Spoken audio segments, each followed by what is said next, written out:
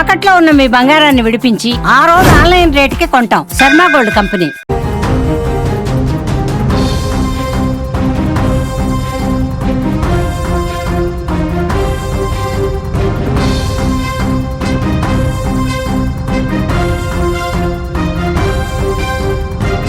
భారతదేశం పైన పాకిస్తాన్ కంటే ముందుగానే విషం చిమ్ముతున్న టర్కీని మనం క్షమిద్దామా? టర్కీని మనం ముందుకు నడిపిద్దామా? సపోర్ట్ చేద్దామా? ఎందుకు ఈ ప్రశ్నలు అడుగుతున్నానంటే, టర్కీ భారతదేశంతో వ్యాపారం చేస్తూ పాకిస్తాన్కి ఆయుధాలను సరఫరా చేస్తుంది. భారతదేశంలో ఆదాయాన్ని సంపాదిస్తూ పాకిస్తాన్కి ఫైనాన్స్ సపోర్ట్ చేస్తుంది. భారతదేశంలో డబ్బులు తీసుకెళ్ళి భారతదేశంలో డబ్బులు సంపాదించి పాకిస్తాన్ ఉగ్రవాదుల్ని పెంచి పోషిస్తుంది. మొన్నటి దాడిలో చాలా స్పష్టంగా అర్థమైంది టర్కీ భారతదేశానికి చేస్తున్న ద్రోహం. టర్కీకి సాయం చేసినా మనకి ద్రోహమే చేస్తుంది. నిజానికి ఈ మాటల్ని, ఈ వ్యాఖ్యల్ని ఇప్పుడు దేశవ్యాప్తంగా వైరల్ చేస్తున్నారు కొందరు యువకులు. టర్కీని బైకాట్ చేద్దామనే నినాదంతో సోషల్ మీడియాలో ఒక ఉద్యమాన్ని నిర్మించారు.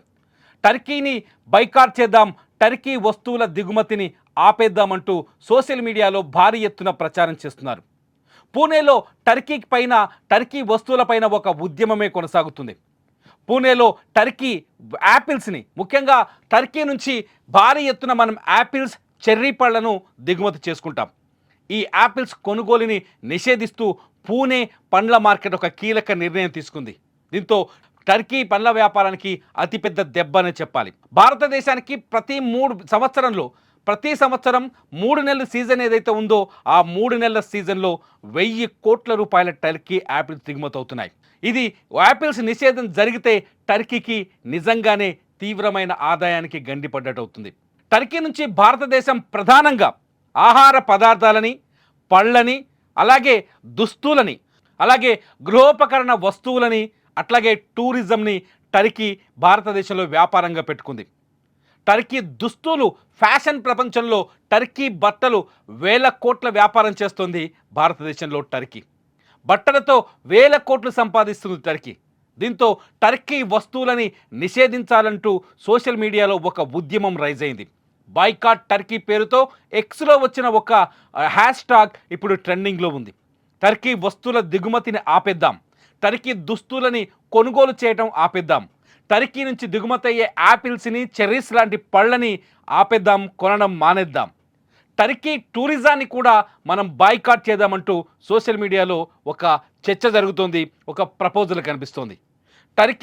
టర్కీలోని కీలకమైన టర్కీ రాజధాని ఇస్తాంబుల్లో భారీ ఎత్తున ఒక టూరిజం స్పాట్గా కొనసాగుతుంది.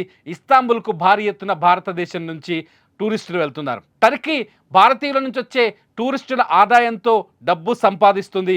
ఆ డబ్బును తీసుకెళ్లి పాకిస్తాన్కి ఇస్తుంది. సో టర్కీ టూరిజాన్ని వెంటనే నిషేధించాలనే డిమాండ్ కూడా ఇప్పుడు తెరపైకి వచ్చింది.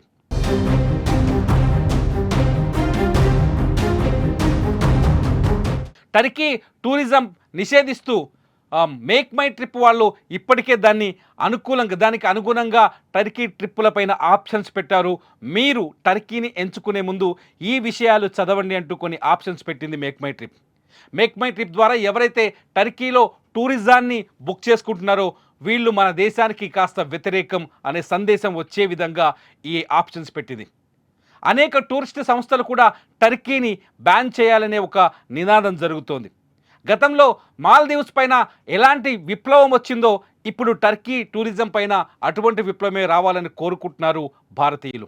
అంతేకాదు టర్కీ నుంచి దిగుమతి చేసుకునే దుస్తులని ఆపేయాలని, పళ్ళని ఆపేయాలని, గృహోపకరణ వస్తువులని ఆపేయాలంటూ సోషల్ మీడియాలో జరుగుతున్న ఈ ప్రచారానికి రోజుకింత గంటలు గడిచే కొద్దీ మద్దతు ఎక్కువగానే కనిపిస్తోంది. టర్కీ భారతదేశానికి నిజంగానే ప్రత్యక్షంగా ద్రోహం చేస్తోంది. ఎప్పుడైతే భారత్ పాకిస్తాన్ మధ్య యుద్ధ వాతావరణం ఏర్పడిందో, పహల్గామ్ దాడి తర్వాత టర్కీ ఒక్కసారి కూడా ఆ దాడిని ఖండించిన పాపాన పోలేదు. అంతేకాదు టర్కీ ఆ పహల్గామ్ దాడి తర్వాత భారత్ చేపట్టిన ఆపరేషన్ సింధూర్కు వ్యతిరేకంగా పాకిస్తాన్కి ఆయుధాలను సరఫరా చేసింది. ఆపరేషన్ సింధూర్ జరిగిన మరునాడే టర్కీ ఒక విమానం నిండా డ్రోన్లను, పేలుడు పదార్థాలను, ఎగిరే బాంబులను తీసుకొచ్చి పాకిస్తాన్కి అప్పగించింది.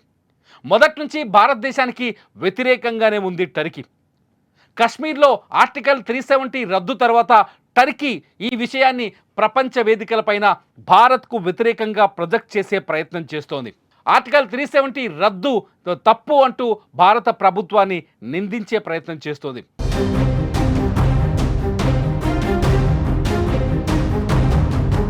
కశ్మీర్ ఎప్పటికైనా పాకిస్తాన్దే అంటూ ప్రపంచ వేదికలపైన ప్రసంగాలు చేస్తున్నారు టర్కీ అధ్యక్షుడు. టర్కీ మొదటి నుంచి భారత్కి వ్యతిరేకమైనప్పటికీ టర్కీకి భూకంపం వచ్చినప్పుడు 2023లో భారత ప్రధాని మోదీ సాయం చేశారు. ఆ సాయాన్ని మర్చిపోయి కూడా ఇవాళ టర్కీ భారతదేశానికి ద్రోహం చేస్తోంది. టర్కీతో పాటు భారత్లో అజర్బైజాన్ పైన కూడా వ్యతిరేకత కనిపిస్తోంది. అజర్బైజాన్ కూడా అద్భుతమైన టూరిస్టు ఏరియా. అజర్బైజాన్ కూడా టూరిస్టులు ఆగిపోవాలంటూ భారతదేశంలో ఎక్స్ వేదికగా ఒక ఉద్యమాన్ని నడిపిస్తున్నారు కొందరు వ్యక్తులు. బైకాట్ టర్కీ పేరుతో, బైకాట్ అజర్బైజాన్ పేరుతో హ్యాష్ ట్యాగ్స్ క్రియేట్ చేసి ట్రెండింగ్ చేస్తున్నారు. అజర్బైజాన్ యుద్ధంలో కూడా టర్కీ అజర్బైజాన్కి మద్దతుగా నిలబడింది. అజర్బైజాన్ అర్మేనియా యుద్ధంలో పాకిస్తాన్ అజర్బైజాన్కి మద్దతుగా నిలబడింది. అజర్బైజాన్ అర్మేనియా యుద్ధంలో అజర్బైజాన్కి టర్కీ ఉచితంగా పేలుడు పదార్థాలు, ఉచితంగా యుద్ధ సామాగ్రిని సరఫరా చేసింది. టర్కీ చేస్తున్న ఈ ద్రోహానికి నిరసనగా దేశవ్యాప్తంగా ప్రజలు ట్విట్టర్లో, సోషల్ మీడియా వేదికలో తమ అభిప్రాయాలు పంచుకుంటున్నారు.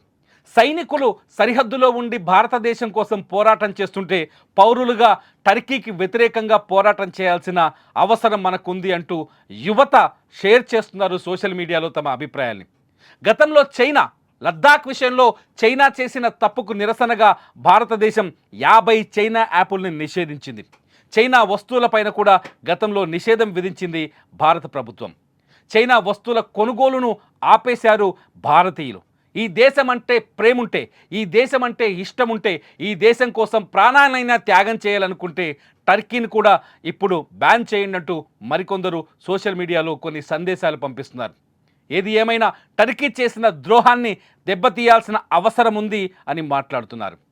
టర్కీ కూడా భారత్ పాకిస్తాన్ ఉద్రిక్తతలపైన పాకిస్తాన్కు అనుకూలంగా టర్కీ మీడియా కూడా వార్తలు రాస్తుంది. మరి ఇలాంటి టర్కీని మనమేం చేయాలి? బాయ్కాట్ చేయాలా వద్దా? మనకు ద్రోహం చేస్తున్న టర్కీని ఇంకా సమర్థించాలా? మన దగ్గర వ్యాపారం చేసి డబ్బు సంపాదించి పాకిస్తాన్కి ఆర్థిక సాయం చేస్తున్న టర్కీని క్షమించాలా? నిజమైన భారతీయుడిగా మీరు స్పందించండి. టర్కీని ఏం చేయాలో మీ అభిప్రాయాల్ని ఈ వీడియో కింద రాయండి. మీ అభిప్రాయాలు సరైనవైతే నేను మరో వీడియో చేస్తా. చూస్తూనే ఉండండి సుమన్ టీవీ.